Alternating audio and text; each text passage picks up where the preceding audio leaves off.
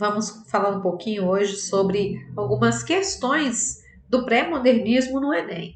A primeira delas, tá aqui pra gente, é um trechinho da obra Três Filhos de Policarpo Quaresma, né, do Lima Barreto, em que, bom, lembrando o seguinte, antes da gente falar, né, da obra e etc., todas as vezes que a gente tiver uma questão que tenha texto no Enem, que é uma prova, que além dos nossos conhecimentos, a gente ainda tem uma questão, né, voltada ao tempo, a gente tem, principalmente o tempo. O tempo é a nossa grande, pode ser o nosso grande aliado, mas pode ser o nosso grande vilão. Então, o que a gente faz? A gente vai na pergunta primeiro, ok? Porque a gente já vai voltar no texto para ler. A nossa leitura ela vai voltar para aquilo que a gente precisa, ok? Então, e lembrando uma outra coisa, nós já falamos aqui em outros vídeos aqui no canal, quando analisamos questões do Enem. No geral, nas questões de literatura do Enem, há um período em que eles vão trazer que a banca ela apresenta para a gente um contexto e logo em seguida vem um enunciado com aquilo que eles querem da gente, ok? Então, assim, aqui não é diferente. Nós temos lá o romance Três Filhos de Policarpo Quaresma, de Lima Barreto, foi publicado em 1911. Então, traz para a gente essa contextualização, que nós estamos falando de uma situação que aconteceu em 1911. No fragmento destacado, que é esse que está aqui, a reação do personagem. Foi mal, gente. A reação do personagem aos desdobramentos de suas iniciativas patrióticas evidencia que, ou seja, a gente precisa procurar nesse texto, né, quais foram os acontecimentos, que são os desdobramentos, né? O personagem ele tinha lá umas iniciativas patrióticas, ou seja, ele fazia algumas coisas que demonstravam que ele era um sujeito patriota. Essas ações, elas combinaram consequência X, ou ele chegou no resultado X, e isso ficou evidente o quê? Aí, letra A dedicação de Policarpo Quaresma ao conhecimento da natureza brasileira levou a estudar inutilidades, mas possibilitou-lhe uma visão mais ampla do país? Bom, quando eu começo a ler essa questão aqui, a primeira alternativa, eu não sei vocês, mas eu percebo aqui o seguinte, que eu preciso ler o trecho. Porque podem me faltar, vou até colocar a B aqui, olha. E aí, uma outra estratégia que a gente usa, a gente lê um pedacinho da pergunta e vai na resposta. Por exemplo, os desdobramentos, né, das iniciativas patrióticas evidencia que a curiosidade em relação aos heróis da pátria levou o personagem ao ideal de prosperidade e democracia que o personagem encontra no contexto republicano. Realmente, eu não sei vocês, mas eu sinto a necessidade de voltar e ler o texto. Então, bora lá? Vamos fazer isso. 18 anos que o tal patriotismo lhe absorvia e por ele fizera a tolice de estudar inutilidades. Percebam que o trecho, ele já traz assim, ele já sinaliza pra gente, né, o que o camarada que durante 18 anos o patriotismo fez com ele. Que ele perdesse o tempo em estudando inutilidade. Certo? Que lhe importavam os rios? Eram grandes? Pois que fossem. E que lhe contribuiria para a felicidade saber o nome dos heróis do Brasil? Em nada. O importante é que ele tivesse sido feliz. Foi? Não. Lembrou-se das suas coisas de tupi, de folclore, das suas tentativas agrícolas, retava disso tudo em sua alma uma satisfação? Nenhuma. O tupi encontrou a incredulidade geral, o riso, a mofa, o escardo e levou-o à loucura. Uma decepção. E a agricultura? Nada. A terra não eram ferazes e ela não era fácil, como diziam os livros. Outra decepção. E quando seu patriotismo se fizera combatente, o que achara? Decepções. Onde estava a doçura de nossa gente? Pois ele não a viu combater como feras, pois não havia matar prisioneiros inúmeros. Outra decepção. A sua vida era uma decepção, uma série melhor, um encadeamento de decepções. A pátria que quisera ter era um mito, um fantasma criado por ele no silêncio de seu gabinete. Bom, então aqui para a gente fica muito claro, lembrando aqui bem rapidamente, que o Triste Fim de Policarpo Quaresma foi uma obra que foi escrita em terceira pessoa e esse narrador, que é um narrador observador, onisciente, tal, ele traz algumas questões para a gente e que faz com que nós, leitores, façamos as análises, os julgamentos e as conclusões. E quando ele vai dando as deixas para que a gente siga na perspectiva que ele deseja. Quando ele fala que desde 18 anos, desde que ele completou a maioridade, ele ficou extremamente patriótico, né, e começou a estudar inutilidades. As inutilidades eram os detalhes sobre o nosso país. Então vamos verificar aqui, ó.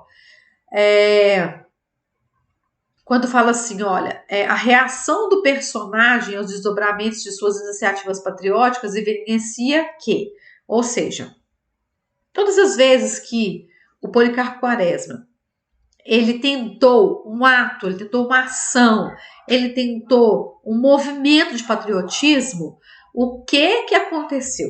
Ficou evidente o quê? Que ele se dedicou ao conhecimento da natureza, e essa dedicação ao conhecimento da natureza levou ele a estudar inutilidade, mas possibilitou uma visão mais ampla do país. Foi isso que aconteceu? Ficou evidente, ficou claro que a curiosidade em relação aos heróis da pátria levou a que o Policarpo tivesse o ideal de prosperidade, democracia, e que ele encontrou isso, inclusive, no contexto republicano. Esses atos, essas ações todas evidenciaram, mostraram que a construção de uma pátria a partir de elementos míticos, como a cordialidade do povo, a riqueza do solo, da natureza linguística, a pureza linguística, conduz à frustração ideológica? É isso? Os elementos míticos, a cordialidade, a riqueza do solo, a pureza linguística conduzem à frustração ideológica? Ou evidenciam, mostram que a propensão do brasileiro ao riso, ao escárnio, justifica a reação de decepção e desistência do Policarpo, que prefere resguardar-se em seu gabinete? Não se esqueçam de sempre ler o trechinho da pergunta, porque como os enunciados são muito confusos, a gente pode se perder. Ou evidenciaram a certeza da fertilidade da terra e da produção agrícola incondicional, que fazem parte de um projeto ideológico salvacionista, tal como foi difundido na época do autor. E aí? Uns 10 segundinhos para vocês pensarem. O que vocês acham a respeito? Bom, quem respondeu letra A, acertou, né? E por que acertou? Veja bem, a gente tem que verificar a reação dele, né? Em relação ao que aconteceu, né? Aí, o que acontece? Se a gente perceber, vamos ver primeiro aqui o enunciado, né? A alternativa. A dedicação dele ao conhecimento da natureza levou ele a estudar a inutilidades. Sim, porque ele pergunta assim, olha, o patriotismo absorvia com que eles fizessem estudar tolices, não é que importavam os rios serão grandes. Enfim, aqui nesse trecho aqui fala dos rios, mas a obra como um todo fala como que ele sabia de tudo do nosso país.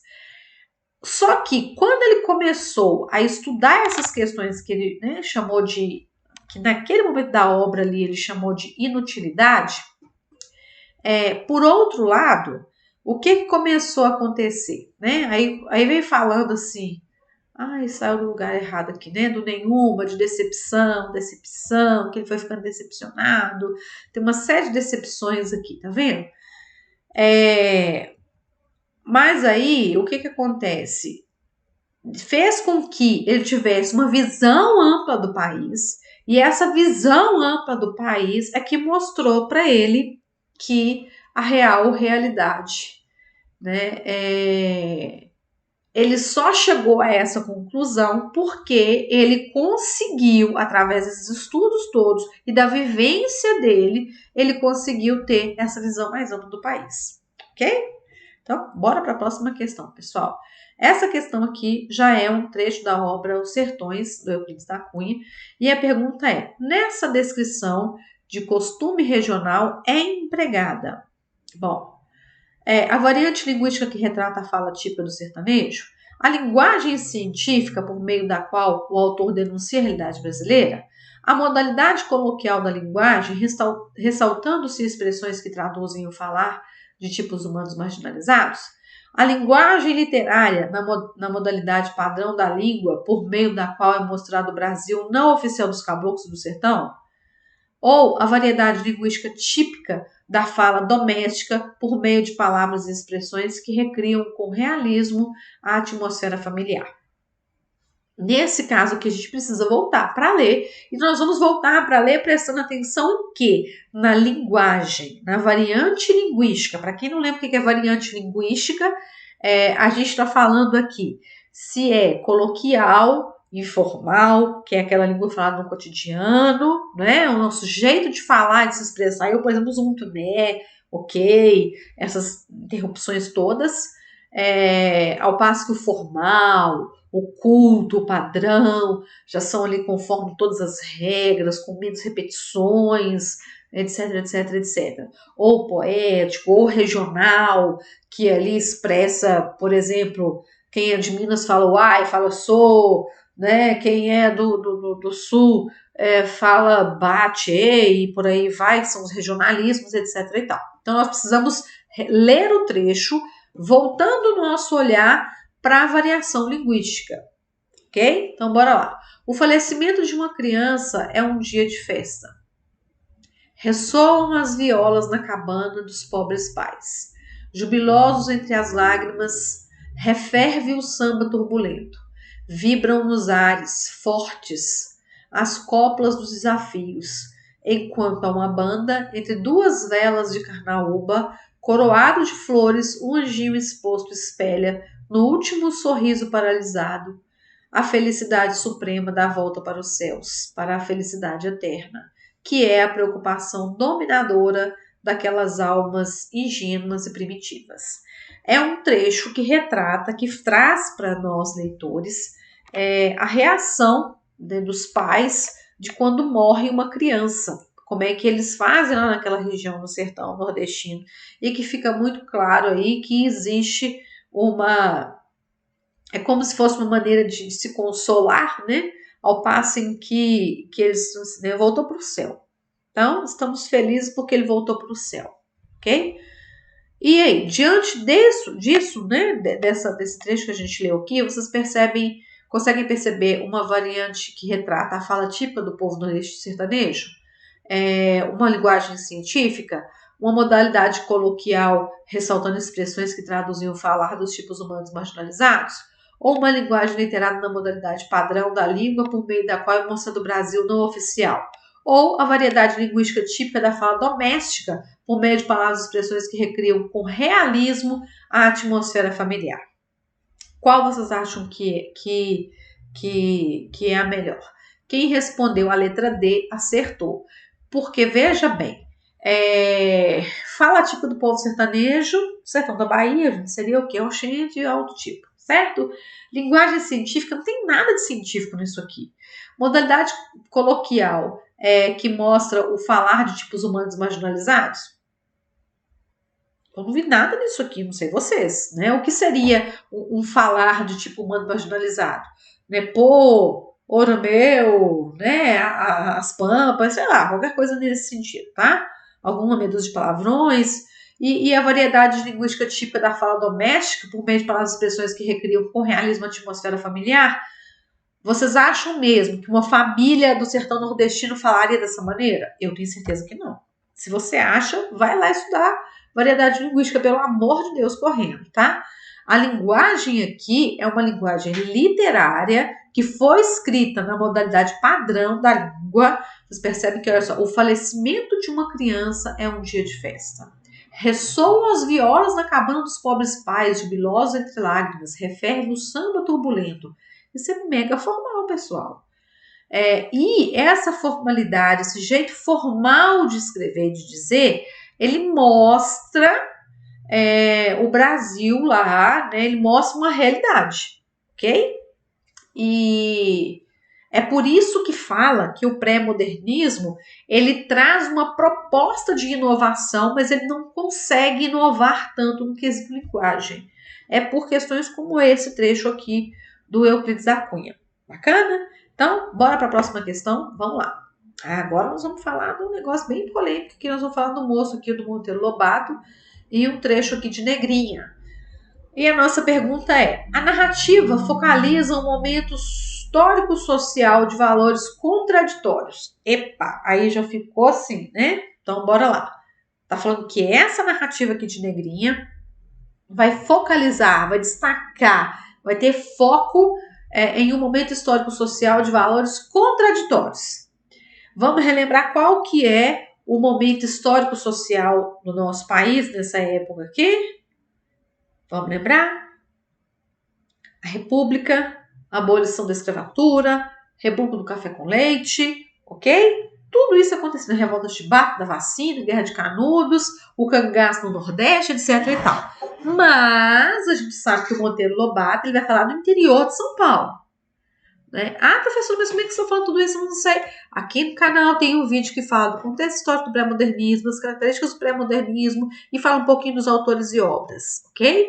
Então, se você não assistiu, tem todos esses vídeos que você pode recorrer a eles. Bacana? Então, veja bem, aqui nessa circunstância aqui, nessa situação, a gente precisa, isso precisa ficar claro pra gente. É aquilo que eu já falei para vocês aqui no canal em alguns vídeos. As questões do Enem de literatura, no geral, o primeiro enunciado vai trazer uma contextualização para a gente. E essa contextualização, ela ajuda a focar o nosso olhar pelo que a gente precisa, para o que a gente precisa. Que no caso aqui é prestar atenção, né, nos aspectos dos valores contraditórios do momento histórico social em que a narrativa negrinha foi feita, tá?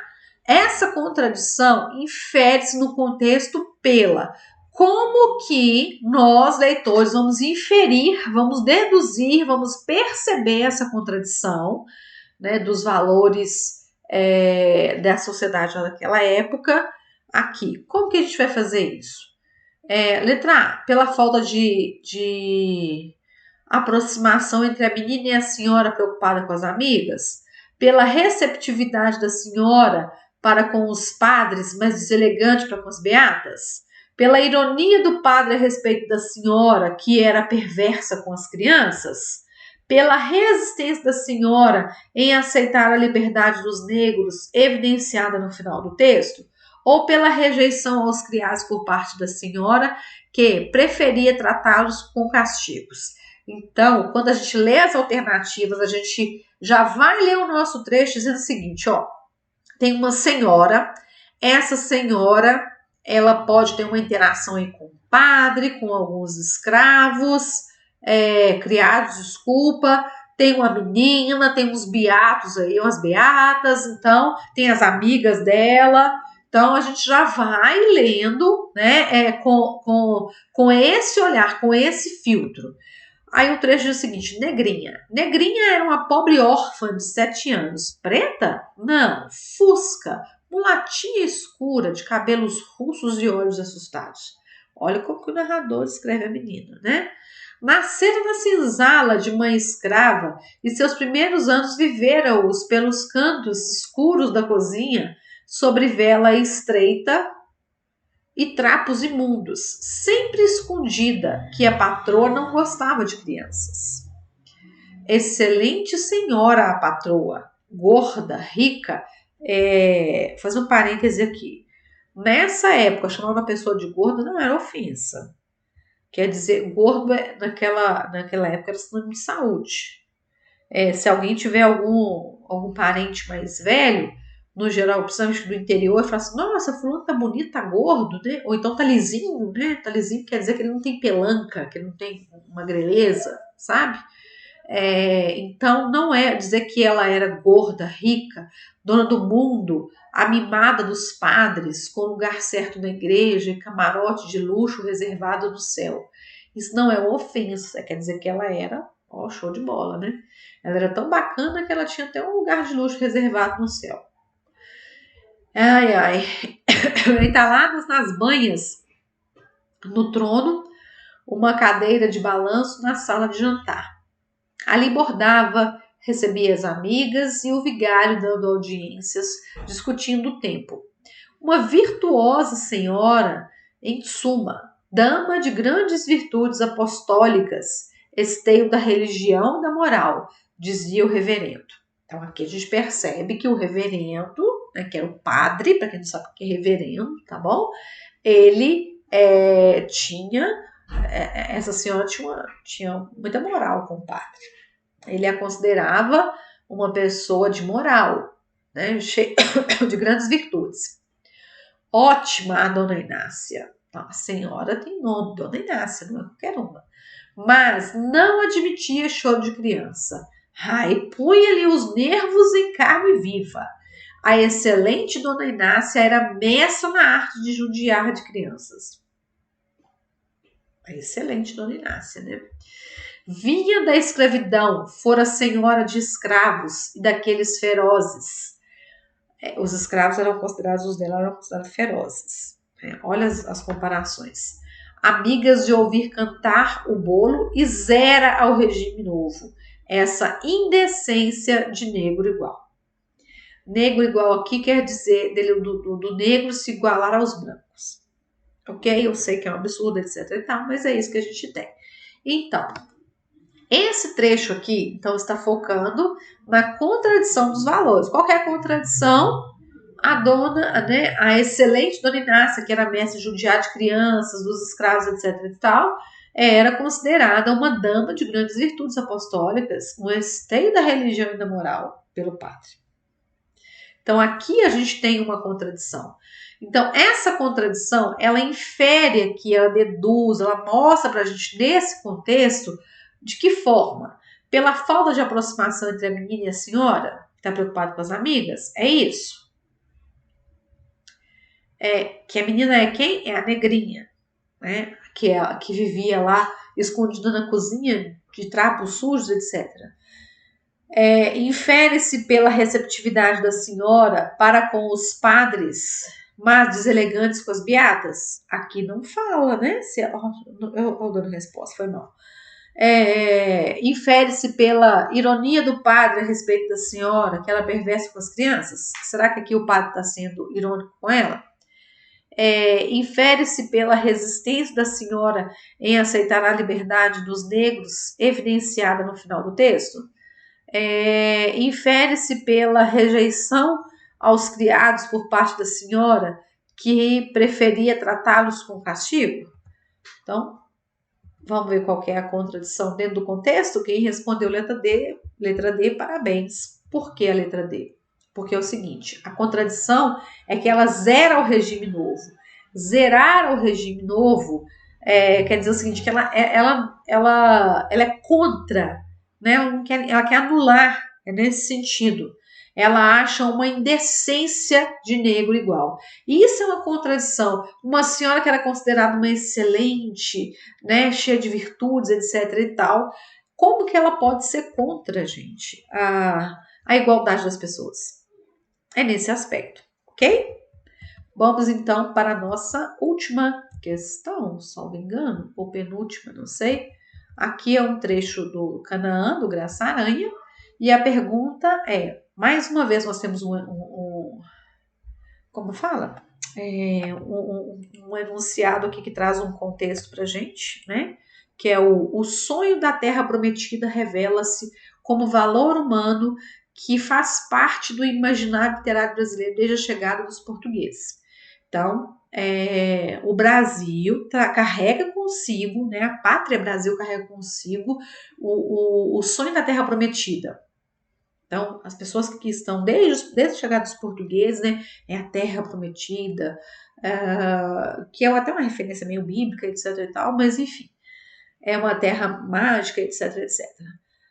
Ao descrever a situação final dos personagens Milkau e Maria, Graça Aranha resgata esse desejo por meio de uma perspectiva. Então, qual que é a perspectiva que vai resgatar, né, esse desejo da Terra Prometida, do sonho da Terra Prometida?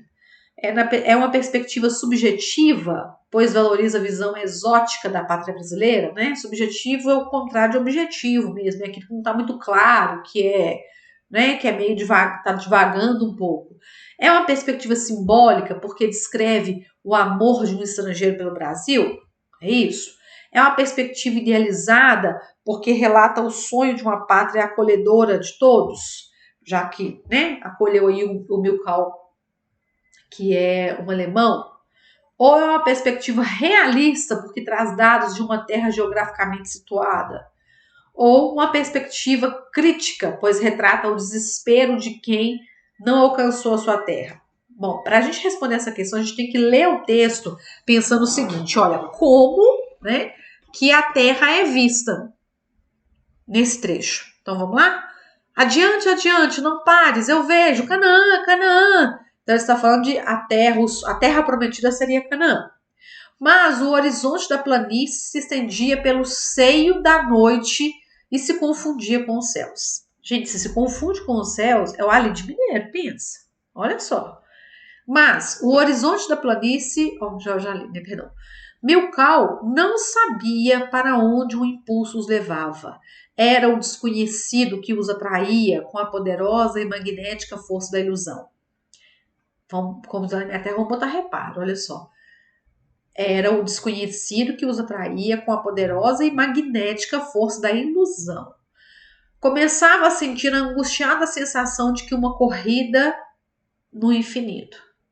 Uma corrida no infinito vai chegar aonde? E ele ainda colocou reticências. Canaã, Canaã! Suplicava ele em pensamento, pedindo à noite que lhe revelasse a estrada da promissão. Promissão no sentido de prometido, né? E tudo era silêncio e mistério. Corriam, corriam, e o mundo parecia sem fim, e a terra do amor mergulhada, sumida na névoa incomensurável.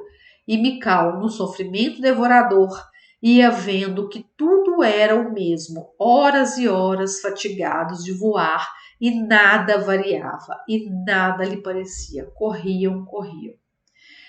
Esse finalzinho aqui já diz pra gente que visão que era subjetiva, simbólica, idealizada, realista ou crítica. O que vocês acham? Então, a gente precisa aqui descrever a situação final dos personagens para resgatar esse desejo. Quem respondeu a letra D, que é uma visão realista porque traz os dados de uma terra geograficamente situada, acertou. E aqui nesse finalzinho está a nossa resposta. Quase que eu coloco a caneta no computador como se vocês fossem ver, né? Porque olha só, né, eles corriam, o mundo parecia sem fim, né? O Milkau no sofrimento devorador ia vendo que tudo era o mesmo, horas e horas fatigados de voar e nada variava. Então, por isso que é uma visão realista. A realidade, a expectativa é a famosa expectativa e realidade. A expectativa era, nós vamos chegar em Canaã, a terra prometida, vai ser tudo lindo, maravilhoso. Mas essa terra nunca chegava. Então, esse que nunca chegava é uma visão realista de que eles estavam à procura de um lugar que pudesse ser o ideal para que eles se instalassem, fizessem suas plantações, etc. e tal. Mas eles nunca encontravam esse lugar. E eles nunca encontravam esse lugar por conta das questões geográficas que estavam ali. Bacana? Então, vamos à nossa última questão, que é o cara lá, o nosso Augusto dos Anjos, com o poema Psicologia de um Vencido, um dos poemas mais famosos do Augusto dos Anjos. A gente não podia deixar de trazer aqui. Então, vamos lá. A poesia de Augusto dos Anjos revela aspectos de uma literatura de transição designada como pré-modernista. Lembra que eu falei para vocês, né, num vídeo falando, eu cortei aqui, né? Mas eu vou ler para vocês, tá bom? Aí, olha, a poesia de Augusto dos Anjos é a pergunta, tá? Ela revela aspectos de uma literatura de transição designada como pré-modernista. Nós já falamos aqui no vídeo aqui no canal que o pré-modernismo foi considerado uma literatura de transição, porque ele está entre o conservador e o moderno. Com relação à poética e abordagem temática presentes no soneto, aqui nós temos um soneto, porque nós temos 2 quartetos e 2 tercetos. Então, nesse soneto Augusto dos Anjos, Psicologia de um Vencido, a gente tem uma relação poética e uma abordagem temática que se identificam, né, identificam-se marcas dessa literatura de transição como que se identifica com marcas, né, dessa transição? A forma do soneto, os verbos metrificados, a presença de rimas e o vocabulário requintado, além do ceticismo que antecipam conceitos estéticos vigentes do modernismo. Será que é isso que está acontecendo? Será que a abordagem temática, a relação poética, essas são marcas de uma literatura de transição, porque como o soneto, os versos metrificados. O que seria um verso metrificado, gente? Verso metrificado é que tem a mesma métrica. O soneto, ele obedece. Cada verso do soneto, eles têm, todos os versos, aliás, do soneto, ele tem a mesma métrica, que é a mesma quantidade de sílabas poéticas, ok? Presença de rimas requintadas. Nós temos rimas requintadas ali. O que seriam rimas requintadas? As rimas que se misturam. Rimas finais com rimas no meio dos versos. Isso acontece aqui? Não sei, vocês têm que pensar aí. Além do ceticismo que antecipam conceitos estéticos vigentes no modernismo. O ceticismo é essa mistura que tem esse hibridismo, né? O empenho do eu lírico pelo resgate da poesia simbolista, manifesto em metáforas como monstro de escuridão e rutilância ou influência má dos signos do zodíaco. Vamos pensar. Pela seleção lexical, lexos são as palavras, tá? Pela seleção das palavras empregada ao cientificismo, ou seja, ele selecionou palavras que estão ligadas à ciência, como se lê em carbono e amoníaco, epigênesis da infância, frialdade, ignorância, que restituiu a visão naturalista do homem? Será? Ou pela manutenção de elementos formais vinculados à estética parnasianista, né, e do simbolismo, dimensionada pela inovação na expressividade poética no contexto existencial, no desconcerto existencial. Ou, por fim, na ênfase do processo de construção de uma poesia descritiva e, ao mesmo tempo, filosófica, que incorpora valores morais e científicos mais tarde renovados pelos modernistas. Meu Deus! Então, o que ele faz aqui? Ele dá ênfase ao processo de construção de uma poesia descritiva. Então, nós vamos ler o seguinte, o poema para saber se ele tem uma poesia descritiva. Ele está descrevendo, o filho do carbono do amoníaco, monstro de escuridão e rutilância, sofro desde a epigênesis da infância a influência má dos signos do zodíaco. Profundissimamente hipocondríaco, este ambiente me causa repugnância. Sob minha boca uma ânsia análoga à ânsia que se escapa da boca de um cardíaco. Vá o verme, este operário das ruínas, que o sangue podre das carnificinas come e a vida em geral declara guerra. Anda a espreitar meus olhos para roê-los e há de deixar-me apenas os cabelos, na frialdade e ignorância da terra. Vocês acham que aqui existe uma poesia descritiva? Manutenções de elementos formais da estética parnasiana e simbolistas? Tem uma seleção lexical empregada no cientificismo? Empenho do eu lírico pelo resgate da poesia simbolista? Ou a forma de soneto, né, com os versos metrificados, vocabulário requintado, etc. e tal. Então, vamos lá aos aspectos da pergunta que a gente precisa se atentar. A gente precisa verificar a relação à poética e a abordagem temáticas presentes. Então, a gente tem que verificar a estética, a forma e a abordagem temática. Para quê? para a gente identificar marcas da literatura de transição. Então, nós temos que achar no poema do Augusto dos Anjos elementos relacionados à estética e à temática que dizem respeito da literatura de transição. Bom, quem falou aí que é a letra D, parabéns! Isso a gente falou aqui no canal várias vezes. Tem um vídeo, inclusive, do Augusto dos Anjos. Quem estudou o simbolismo, assim, a gente tiver com. Simbolismo, desculpa, gente, o pré-modernismo tinha com ele na ponta da língua, não precisaria nem ler o poema, nem fazer essa análise toda que a gente fez. Mas, por quê? Porque as obras do Augusto dos Anjos, elas têm uma mistura, né? Um sincretismo aí em relação à estética, à forma parnasianista e à temática simbolista, que são os temas ligados à morte, etc. e tal. Já em relação ao como é que fala? Ao parnasianismo, a gente tem um soneto, tá? A gente tem algumas palavras, olha só, a gente tem aqui algumas palavras bastante eruditas, né? Um vocabulário mais sofisticado e uma temática voltada aos símbolos da morte, etc. e tal, ok? Então é isso aí, por isso é a nossa letra D.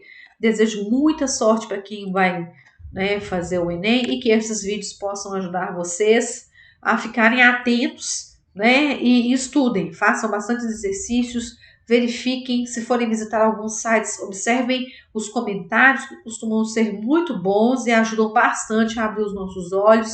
E um abraço para vocês, a gente se vê na próxima. Até lá!